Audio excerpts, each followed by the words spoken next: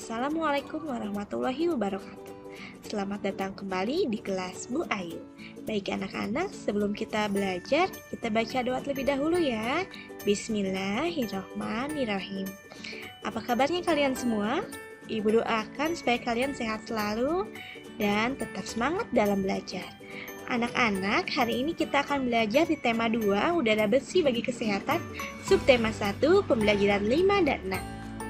Nah, apa saja sih yang akan kita pelajari? Di pembelajaran 5 ini, kita akan belajar organ pernapasan manusia dan tangga nada diatonis minor.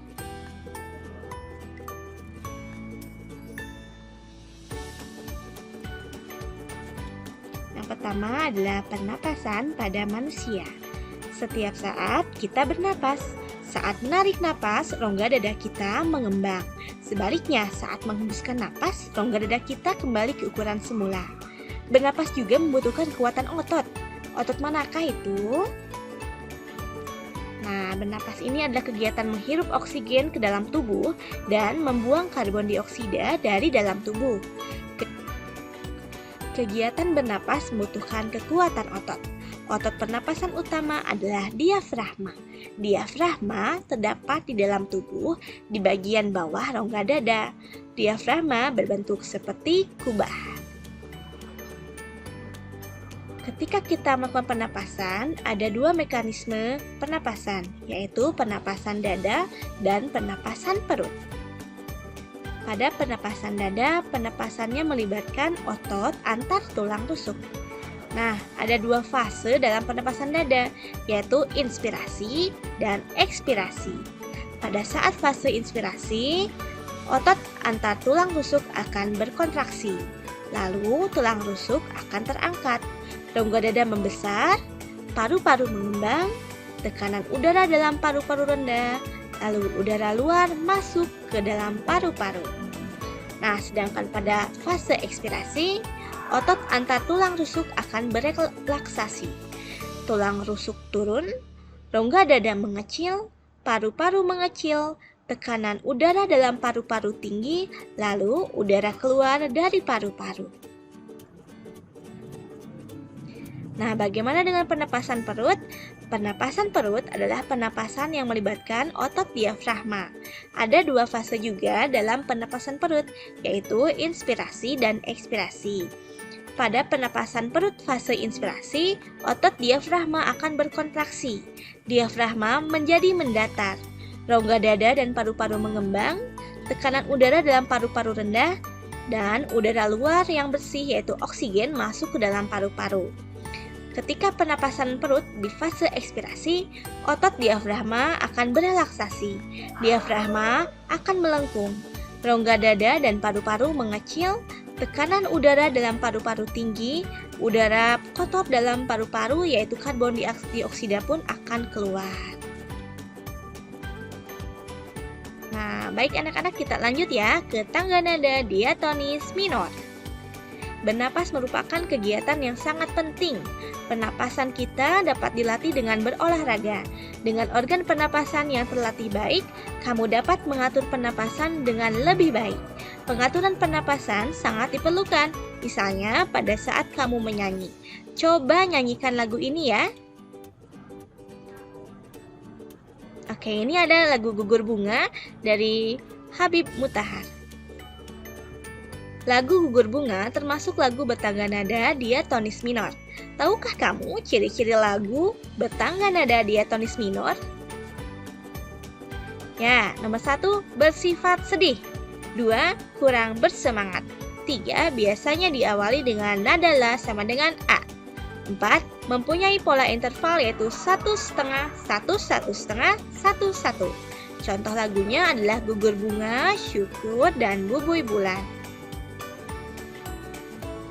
Sekarang kita ke pembelajaran 6 ya nak ya. Baik, kita akan belajar jenis kalimat tanya dan tanggung jawab di masyarakat.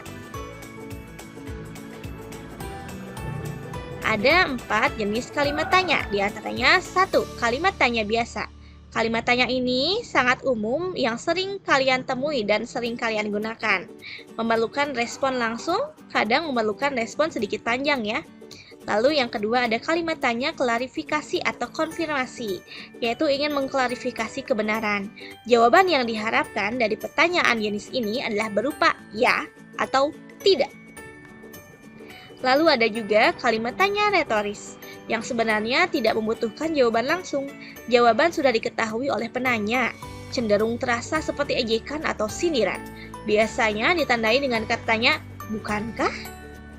Yang keempat ada kalimat tanya tersamar, disampaikannya tidak langsung, mempunyai maksud terselubung seperti merayu, memohon, menolak, menyuruh, menyanggah, dan lain-lain.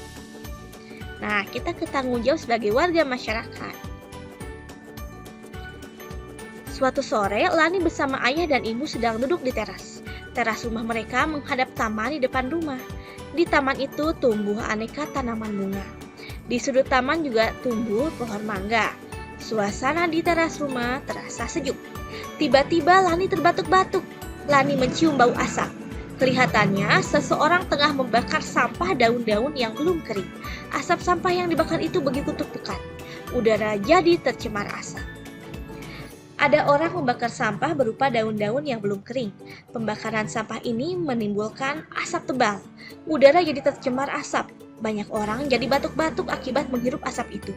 Menurutmu, bagaimana tindakan orang yang membakar sampah itu? Apakah dia memenuhi tanggung jawabnya sebagai warga masyarakat? Jika tidak, apa ya akibat dari tindakan itu? Menjaga kenyamanan lingkungan merupakan salah satu tanggung jawab warga masyarakat. Apa saja ya jenis-jenis tanggung jawab sebagai warga masyarakat?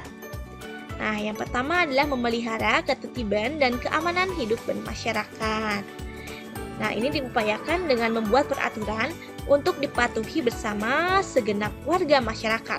Contohnya adalah peraturan jam masyarakat dan jadwal kegiatan ronda malam. Hendaknya dilakukan setiap anggota masyarakat sebagai bentuk tanggung jawabnya sebagai warga masyarakat ya. Lalu yang kedua, menjaga dan memelihara rasa persatuan dan kesatuan masyarakat.